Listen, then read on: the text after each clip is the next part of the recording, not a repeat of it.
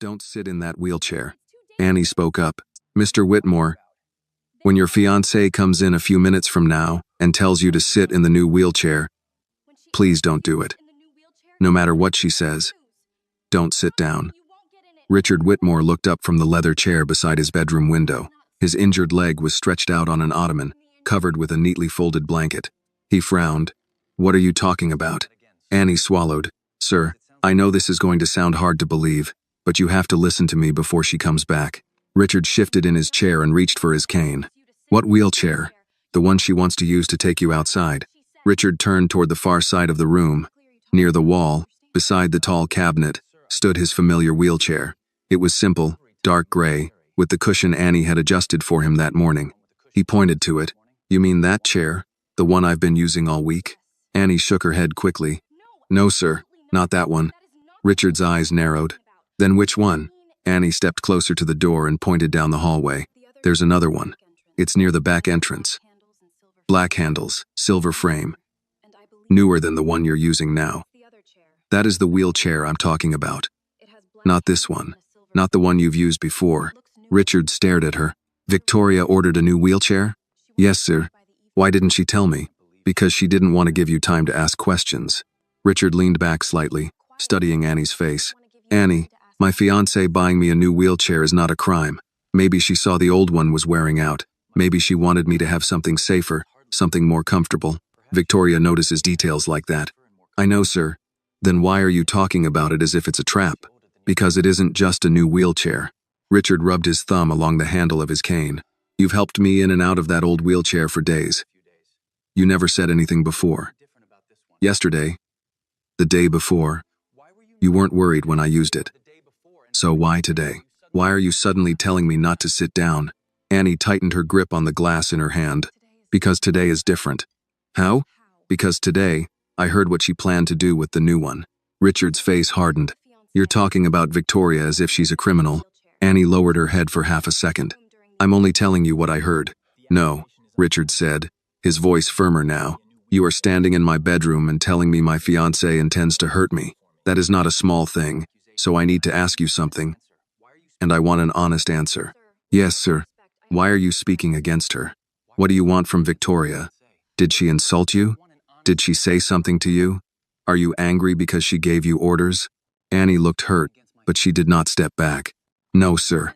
Then what is it? People don't make accusations like this without a reason. I'm not trying to cause trouble. Then why does it sound like you are? Annie opened her mouth, then closed it again. I have no grudge against Mrs. Hale, she said carefully. I don't want her money. I don't want this house. I don't want anything from her. Footsteps sounded in the hallway. Annie stopped. Victoria Hale appeared in the doorway, wearing a pale cream blouse, her hair pinned up perfectly. She looked at Richard first, then at Annie, and finally at the glass of water still in Annie's hand. There you are, Victoria said.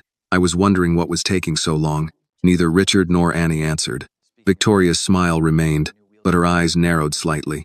Richard, are you ready? The air by the river is lovely today. I thought I'd take you outside for a little fresh air before dinner. Just 10 minutes. Doctor, Pierce did say a little fresh air would be good for you. Annie's fingers tightened around the glass. Richard looked at Victoria. Did you order a new wheelchair? Victoria paused for only a breath. Yes, it arrived this morning. I wanted to surprise you. Why didn't you tell me? Because I knew you would argue. She stepped into the room with a light laugh and adjusted the edge of the blanket over his knees. The old one isn't comfortable anymore, and you hate using it. The new one gives better support. It will be easier for me to push, too. Annie said quietly. That is the chair I was talking about. Victoria turned to look at her. The smile was still there, but the warmth had left her eyes. Annie, you may go back and check Mr. Whitmore's care notes now. Review his therapy schedule for tomorrow, and make sure his evening medication log is ready. Annie did not move. Victoria's voice sharpened, though her smile did not disappear. You heard me. Richard looked at Annie, then at Victoria. He saw the warning on Annie's face and the calm confidence on Victoria's. Then he lowered his voice and took Victoria's hand. All right, my dear. Take me for a short walk. Maybe the river air will do me some good. Annie's face went pale. Victoria's smile brightened. That's better. She squeezed his hand gently. You'll feel much better once you're outside. Richard nodded. but his eyes flicked toward Annie for half a second. Victoria turned toward the hallway. "The new chair is by the back door. I'll bring it in." As soon as Victoria stepped away, Annie moved quickly, but carefully. She set the glass on the bedside table, bent down as if adjusting the blanket over Richard's knees, and whispered near his ear, "You can go for the walk, but please don't sit in that chair. Use the old one. Please, I'll explain everything later. Just don't touch the new wheelchair." Richard did not turn his head. His face remained calm, but his fingers tightened around the top of his cane. Victoria glanced back from the doorway. "Is everything all right?" Annie immediately straightened. "Yes, ma'am. I just wanted to make sure his leg was covered properly." Victoria looked at her for another second, then turned back to Richard. "I'll have someone bring in the new chair." "No," Richard said softly. Victoria stopped. "No?" Richard gave her a tired smile, the kind he had used in boardrooms when he needed people to believe they had won. "Let's use the old wheelchair today." "The old one?" Victoria asked. "Just for today. But the new one is more comfortable." "I know, and I appreciate it." His voice remained warm. "But the old chair already knows my leg. The cushion fits right, and today I don't feel like getting used to something new. You know how stubborn I get when something feels different." Victoria searched his face. "Richard, I ordered that chair for you, and that is why I'm grateful." He took her hand again. "But give me one more evening. Let me sit in the chair I know, look at the river, and tomorrow I'll try the new one without complaining." Annie kept her head lowered, but every nerve in her body was waiting for Victoria's answer. Victoria let out a soft breath and smiled. "You and your old habits. At 50, habits are all a man has left."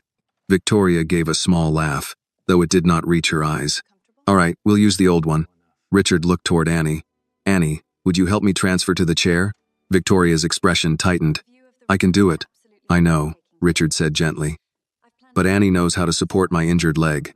You said yourself we shouldn't risk straining it before dinner." Victoria nodded. "Fine." Annie pushed the old wheelchair out from beside the cabinet.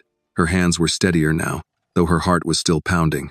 She locked the brakes, adjusted the footrest, and stood close enough to help, but not so close that she seemed desperate. Richard braced himself with the cane and let Annie help him stand. Pain flashed through his injured leg, but he kept his face calm. He sat down in the old wheelchair, the one with worn wheels and a small scratch on the right armrest. Victoria watched from the doorway. "Comfortable?" Richard leaned back. "Comfortable enough. Good." She stepped behind him and placed her hands on the handles. "Then let me take you out for some fresh air." Annie stepped back. As Victoria began pushing Richard into the hallway, Annie followed at a respectful distance. Victoria spoke softly as she pushed him along, talking about the river, the weather, dinner, and how pleased Dr. Pierce would be that he was going outside. Richard answered her with short, mild replies. At the glass doors, Victoria stopped. "See? This is much better." Richard looked out toward the riverside path. The water moved quietly beyond the trees under the pale evening sky. He had walked that path for years, back when his legs still obeyed him, back when no one had to persuade him to go anywhere. "Yes," he said, "much better." Behind them, Annie glanced down the hallway toward the new wheelchair. Here is the English version with natural grammar and emotional flow. Victoria pushed the old wheelchair through the glass doors into the backyard as if nothing unusual had happened. Richard sat quietly, one hand resting on the worn armrest of the old chair, the other loosely folded over his lap. Annie followed 3 steps behind them, close enough to help if Richard needed anything, but far enough that Victoria would not turn around and ask why she was lingering nearby. Every time Victoria glanced back, Annie lowered her eyes. But every few seconds, she looked toward the new wheelchair still standing inside near the back entrance. It remained there, unused. Its polished handles caught the last rays of sunlight coming through the windows. "You don't need to follow us the whole way, Annie," Victoria said without turning around. "I'm perfectly capable of pushing a wheelchair myself." "Yes, ma'am," Annie replied. "Dr. Pierce asked me to monitor Mr. Whitmore's fatigue level after outdoor activity." Victoria slowed for half a second, then continued walking. "All right, but stay back a little. Richard needs some peace." Richard gave a faint smile. "Peace sounds nice." Victoria's hands rested gently on the wheelchair handles. "See? I told you the fresh air would help." The path curved through the garden and sloped down toward the river. Richard knew every part of it. He looked at the water through the trees. "I used to run on this path." Victoria's voice softened. "And you will again someday, darling. In time." Annie heard those words and felt her stomach tighten. In the kitchen earlier, Victoria had not sounded like a woman waiting for Richard to run again. She had sounded like a woman waiting for him never to stand up. If this moment touched you, please like this video and watch. Thanda said. Richard must have sensed something in the silence behind him because he turned his head slightly. Annie? Yes, sir? Stay close. Victoria laughed softly. Richard, she is already close.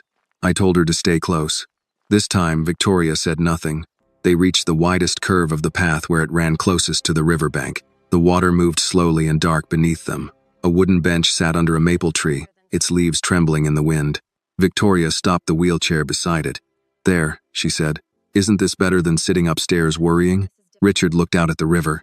It's quiet. Exactly. Victoria moved in front of him and smoothed her blouse. You've been under too much stress. The doctors said that from the beginning. The doctors, Richard repeated. She smiled. Yes, the doctors. People who understand more than a frightened young caregiver. Annie did not answer.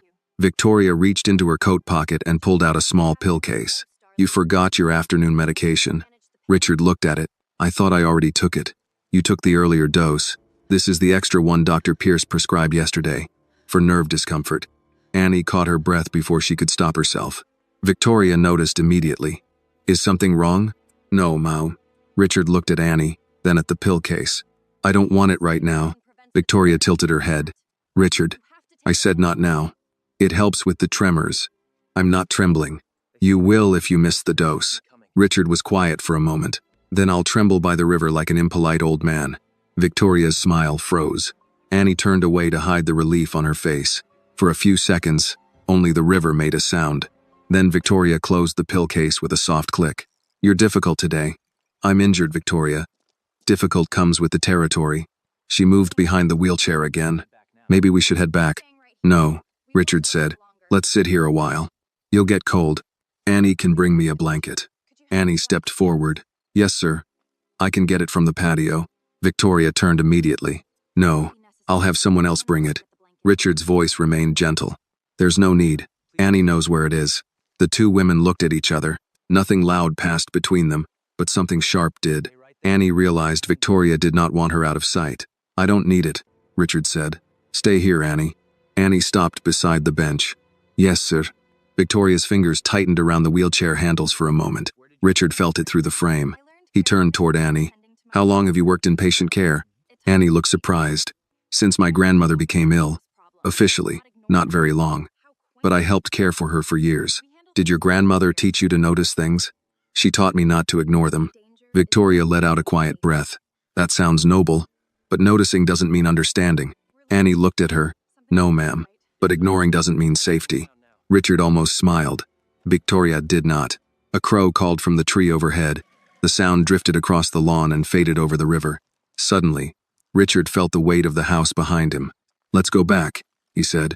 Victoria's cheerful tone returned too quickly. Of course.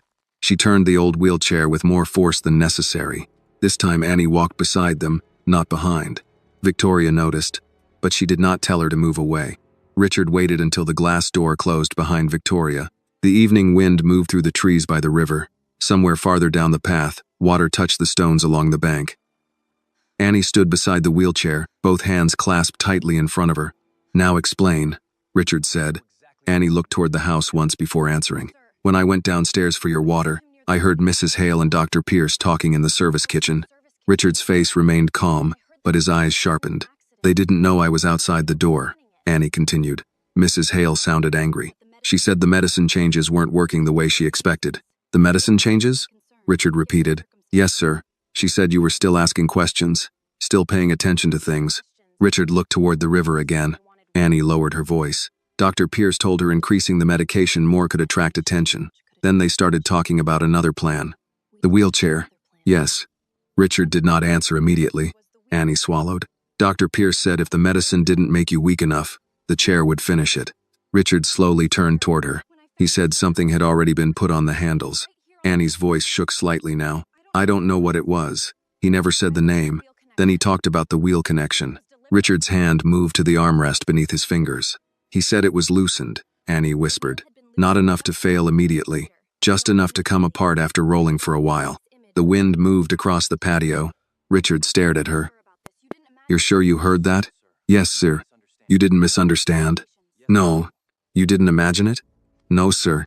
He leaned back slowly. For weeks he had blamed himself. The weakness, the dizziness, the heaviness in his legs. He told himself 50 was different from 40. Recovery took longer. Injuries lingered, but there had been moments, mornings when he woke up exhausted after sleeping 10 hours, conversations he barely remembered, documents Victoria placed in front of him after medication, her voice saying, "You're tired, Richard. Don't worry about work. I'll handle it." His fingers tightened around the armrest. Annie watched him carefully. "There's more." He looked up. They planned the walk by the river. Richard's expression changed.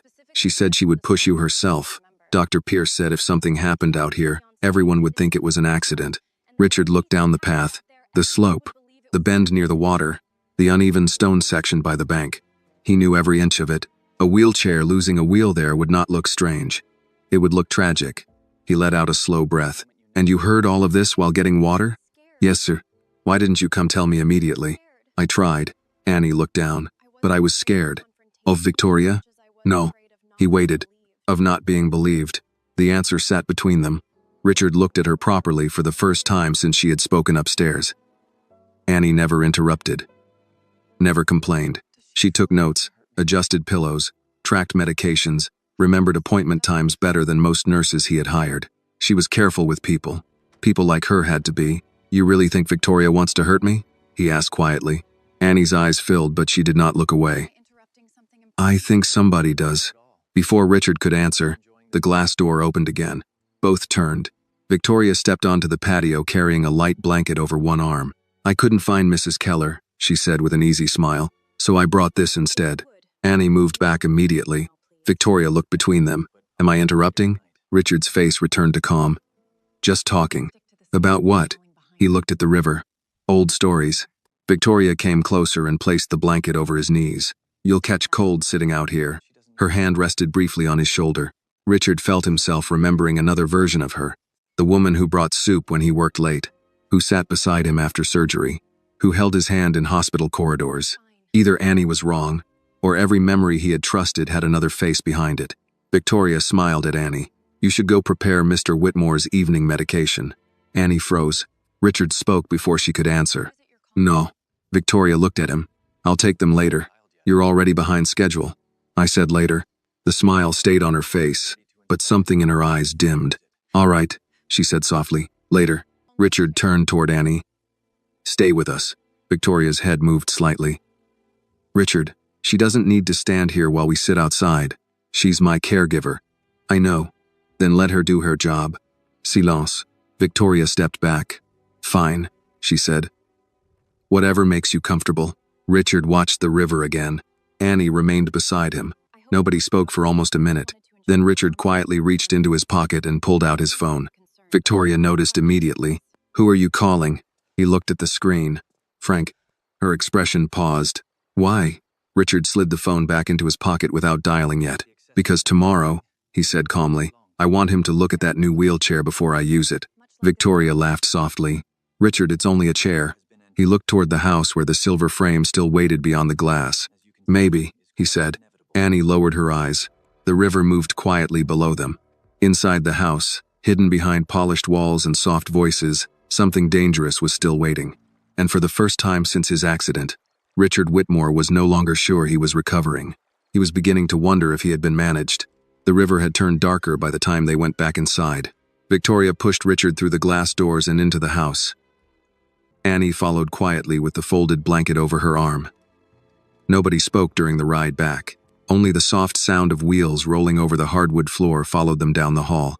The new wheelchair still stood near the back entrance. Richard looked at it as they passed. Black handles, silver frame, perfect condition. It looked expensive, thoughtful, almost elegant. Nothing about it suggested danger. Victoria noticed him looking. "Beautiful, isn't it?" Richard kept his eyes on it. "You spent money on this. You're worth spending money on." She smiled when she said it. Weeks ago, that sentence would have warmed him. Tonight it sat differently. Victoria leaned down slightly. "Would you like to try it now before dinner?" Annie stopped walking. Richard turned toward Victoria with a tired smile. "Not tonight. It only takes a minute." "I know. You'll like it." "Tomorrow." Victoria's fingers rested on the handles of the old wheelchair a little longer than necessary. "Tomorrow, then," she said softly. They reached the study. Annie helped Richard transfer from the chair to the leather armchair beside the fireplace. He winced as his injured leg touched the floor. "You should rest," Victoria said. "I will. I'll bring your medication." Annie looked up immediately. Richard noticed. "No," he said. Victoria turned. "I'll take it later. You already delayed the afternoon dose." "I'm not refusing it." "Then why wait?" Richard settled down. The room went quiet. Victoria recovered first. "You're upset because of what Annie said." "No," Richard answered calmly. "I'm thinking because of what Annie said." Victoria looked toward Annie. "You should leave us." Richard spoke before Annie moved. "She stays." A small pause. Victoria smiled again. "Of course." She walked to the liquor cabinet and poured herself sparkling water. Richard watched her, watched how easily she moved around the room, how comfortable she was inside his life. His eyes drifted toward the desk by the window. Documents lay stacked there. 3 weeks ago, Victoria had brought him papers almost every other day. Insurance forms, medical updates, temporary authorizations. He had signed most of them while sleepy. His stomach tightened. Victoria noticed his attention. "Something wrong?" He looked at her. "What papers did I sign last week?" She blinked once. "Which papers?" "The ones from Dr. Pierce." "Oh," she relaxed. "Medical release forms. Nothing important." "And the week before?" "Insurance adjustments." "The week before that?" Victoria set down her glass. "Richard, why are we doing this? Answer me." She smiled, but the smile had effort in it now. "You've signed dozens of papers over the years. You always trust me with details." Richard leaned back slowly. "Trust me." The sentence echoed strangely after Annie's story. Victoria stepped closer. "Darling, you need rest. You're overthinking." Before he could answer, Annie spoke quietly. "Mr. Whitmore?" He turned. "May I check your medication tray before tonight?" Victoria looked at her sharply. "Why?" Annie kept her eyes on Richard. "Part of patient care is medication monitoring." Victoria laughed lightly. "Since when?" "Since always." Richard almost smiled. Victoria didn't. He looked at Annie. "Go ahead." Victoria straightened. "That's unnecessary." "Maybe," Richard said. "Maybe not." The silence stretched. Then Victoria picked up her purse. "I'll bring dinner up later," she said. Richard nodded. She paused at the doorway. "You trust her quickly." Richard looked at Annie standing quietly near the shelf. "No," he said. "I'm just listening." Victoria left. The door closed. Annie let out a breath. Richard looked toward her. "Go check the medication." She nodded and moved toward the side table near the couch where the evening tray waited. 3 pill containers, a glass bottle, 2 white tablets already prepared. Annie froze. "What is it?" Richard asked. She picked up 1 bottle and turned it slowly. "This label is different." Richard reached out. "Let me see." He took the bottle. The prescription sticker had his name, but the dosage looked unfamiliar. He frowned. "Dr. Pierce changed this?" "I don't know." Richard turned the bottle over again. The date was 3 days old. He never remembered receiving it. Annie lowered her voice. "Sir, do you remember taking this before?" He stared at the pills inside. "No." Outside the study window, the last light disappeared behind the trees. Richard placed the bottle on the desk. Something cold settled in him. Not fear. Recognition. Small things. Too many small things. The pills. The papers. The weakness. The new wheelchair. The walk by the river. He looked toward the closed door where Victoria had disappeared. Then toward Annie. "You said they talked in the kitchen." "Yes, sir. Tomorrow morning," he said quietly. "You're going to show me exactly where you were standing." Annie nodded. Richard picked up the medication bottle one more time. For weeks he had been asking himself why recovery felt like sinking. Tonight, for the first time, he was beginning to wonder if recovery had never been the plan at all. The study stayed quiet after Annie left the medication tray on the desk. Richard turned the bottle in his hand again. 3 days old. His name. A dosage he did not remember. He had spent years reviewing contracts line by line, catching details other men missed.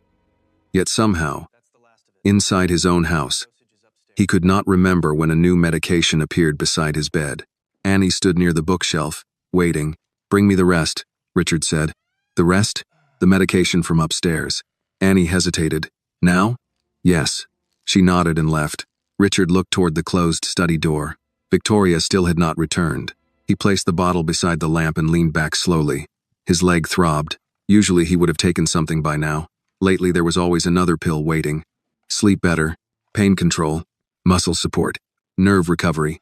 He suddenly realized he had stopped asking what most of them were. The study door opened again. Annie entered carrying the black medication organizer from his bedroom. She placed it on the desk. Richard opened it. Rows of pill compartments. Morning, afternoon, evening. He stared at them. "How many of these do I take now?" he asked quietly. Annie looked down. "Usually 8 a day." Richard looked up. "8?" She nodded. "You used to take fewer." "How many fewer?" "3. Silence. Richard sat back. 3 had become 8. He never noticed. Annie carefully opened the organizer and pointed. "These 2 changed last week. This one changed a few days ago." Richard looked at her. "You remember all that? I track patient schedules. You remember mine?" "Yes, sir." He studied her face. "You noticed the changes?" "Yes." "Why didn't you say anything?" Annie lowered her eyes. "Mrs. Hale said Dr. Pierce approved everything." Richard looked away. Of course she had. The study door opened. Victoria walked in carrying a tray. Soup, crackers, tea. Her smile appeared the moment she saw him. "There you are," she said softly. "I was worried you'd skip dinner." Her eyes moved to the open medication organizer. The smile paused. "What's this?" Richard kept his voice even. "Looking at my medications." Victoria set the tray down. "Why?" "I was curious." She laughed lightly. "Since when?" "Since tonight." Victoria looked toward Annie. "Could you give us a moment?" Richard closed the organizer. "No." The answer came too fast. Victoria blinked. Richard softened his voice. "Annie is handling my care schedule. She already finished. She stays." A small silence settled into the room. Victoria sat across from him instead. "You're upset." "Am I?" "Yes." She folded her hands together. "This is because of the things Annie told you." Richard looked at the soup. "Did Dr. Pierce change my medication last week?" Victoria answered immediately. "Yes." "And this week?" "Yes." "How many times?" Her expression barely shifted. "I don't remember." "You usually remember." She smiled. "Richard, you're interrogating me over vitamins and pain pills." 8 pills a day." Victoria looked at Annie. Annie stayed still. Richard continued. "I used to take 3. You're recovering now. From a knee injury." Victoria's smile disappeared. "That's unfair." "What is?" "You make it sound like I'm doing something wrong." Richard rubbed his hand across the armrest. He looked tired suddenly. "Older. I don't know what to make it sound like." Victoria's eyes softened. She moved to his side and crouched beside his chair. "Richard," she said quietly. "Look at me." He did. "I love you." The room went still. "You fell. You got hurt. You stopped sleeping. You became frustrated. I tried to help." Her hand rested lightly over his. "That's all." Richard looked down at her fingers. How many times had those hands brought him pills? How many papers had they placed before him? "How long have I been taking the afternoon dose?" he asked. Victoria paused. "Which one?" "The one by the river." The pause became longer. Annie noticed first. Richard noticed second. Victoria smiled again. "A few days." "A few days," Richard repeated. He looked toward Annie. She said nothing. Victoria stood up. "You need rest," she said quietly. "No." Her eyes lifted. "I need answers." Silence. Then footsteps sounded outside the study. Heavy. Steady. The door opened. Frank Mallory stood there. Gray hair. Navy jacket. Tablet under one arm. "Sorry to interrupt, sir," he said. "You called earlier." Richard looked at him. "Yes." Frank's eyes moved once around the room. To Victoria. To Annie. To the medication tray. Then back to Richard. "You wanted something checked." Richard looked toward the hallway beyond the open door. At the far end, near the back entrance, the silver frame of the new wheelchair was still visible. Waiting, he turned back. "Yes," Richard said quietly. "The new wheelchair." Victoria stood motionless. Richard continued. "Check the wheels." Frank nodded once. "And the handles," Richard added. Victoria finally spoke. "Richard, this is ridiculous." Frank did not move. Richard looked at her. "Maybe." Then he turned back to Frank. "And after that," he said, "pull the kitchen camera from this afternoon." The room became silent. Victoria's face changed. Only slightly, but Richard saw it. For the first time that night, he saw fear. Nobody moved after Richard spoke. Frank stood at the doorway waiting. Annie remained beside the bookshelf. Victoria was still near the desk, one hand resting lightly against the back of the chair she had just left. The study suddenly felt smaller. Victoria recovered first. "Richard," she said with a soft laugh. This is getting out of hand. It's a wheelchair. Frank remained expressionless. Richard looked at him. Go ahead. Frank nodded once and left. Victoria turned immediately. You're seriously doing this? Richard leaned back. Yes. Because a caregiver overheard half a conversation? Annie lowered her eyes. Richard noticed. No, he said calmly, because too many things stopped making sense. Victoria stared at him. He looked at the medication bottles on the desk, the pills, the changes, the papers, the weakness. You're injured. I know. You need treatment. I know that too. Then what exactly are you accusing me of? Richard looked up. I haven't accused you of anything. The answer hit harder than anger. Victoria crossed her arms. Good, because I've done everything for you. The study fell silent. Richard remembered hospital nights after the accident. Victoria sleeping in the chair beside his bed, bringing coffee, holding his hand. He also remembered the weeks after that. More medication, more fatigue, more signatures, less control. The sound of footsteps returned. Frank appeared again. In the hallway, sir. Richard nodded. Bring it in. Victoria straightened. Bring what in? Frank looked at her once. The wheelchair. 2 house staff rolled it into the study. The silver frame reflected the light from the lamp. Black leather handles, new wheels, perfect condition. Richard stared at it. This chair had almost taken him to the river. Frank crouched beside it. He pulled on gloves from his pocket. Victoria laughed quietly. You're acting like it's evidence. Frank did not answer. He ran gloved fingers over the handles. Paused. Looked again. Richard noticed. What is it? Frank stood slowly. There's residue. The room became still. Victoria spoke immediately. Cleaning solution. Frank looked at his glove. Maybe. He wiped the handle again with a white cloth from his pocket. A faint gray smear appeared. Richard leaned forward. Victoria stepped closer. This proves nothing. Frank crouched again. This time he checked the left wheel. His hand moved around the connector. Then stopped. He looked up. Sir. Richard's chest tightened. Frank stood and pressed lightly against the wheel. The wheel shifted. Not much. Enough. Annie covered her mouth. Victoria's face emptied. Frank spoke carefully. This connection isn't secured properly. Silence. Richard stared. Frank pressed again. The wheel moved farther. If this kept rolling, Frank looked toward Richard, it could come loose. Nobody spoke. The clock in the study ticked once, twice. Victoria finally moved. This is absurd. Her voice sharpened. It probably arrived damaged. Frank remained calm. Then whoever assembled it missed something serious. Richard looked at the chair, the black handles, the loose wheel, the river path. Annie's whisper in his ear. Use the old one.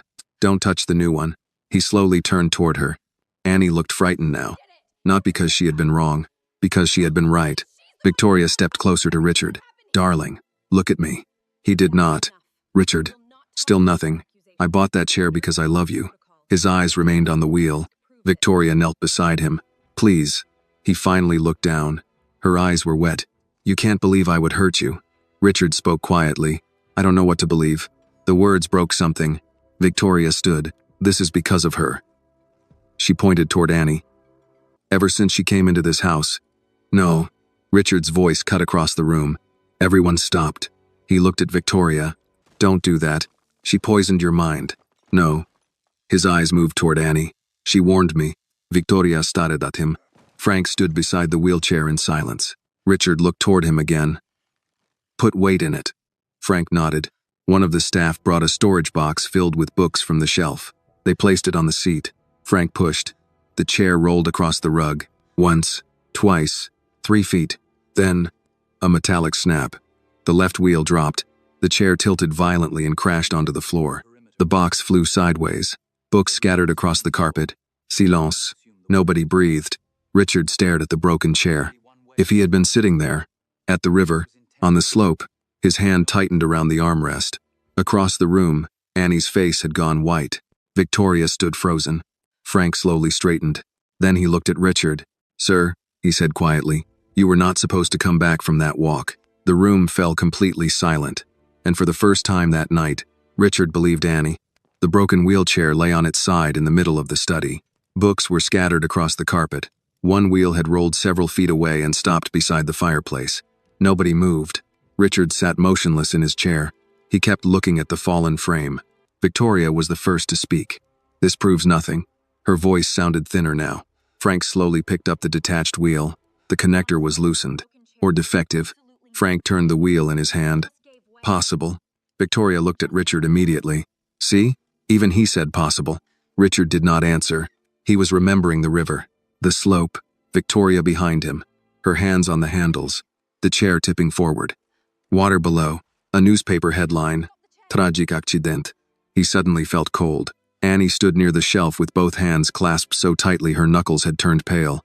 Richard looked at her. When you heard them in the kitchen, his voice came out lower than before. Tell me exactly. Victoria turned sharply. Richard. He ignored her. Annie swallowed.